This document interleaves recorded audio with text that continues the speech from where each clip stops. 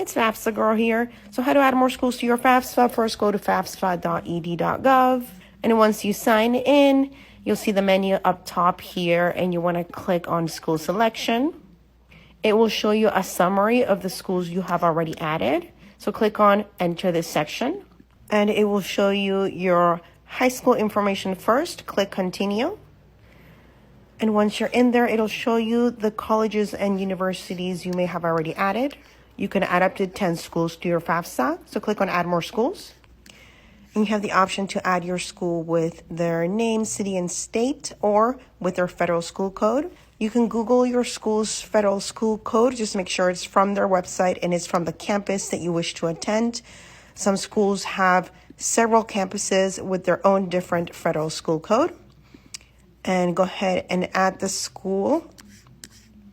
And then it'll show you at the very bottom the most recent school you've added. You can also search by name, city, and state. And if you do so, again, just be aware that some schools have different campuses with their own federal school code. So make sure it's the correct campus that you wish to attend. Then make sure you have your housing plan added on there.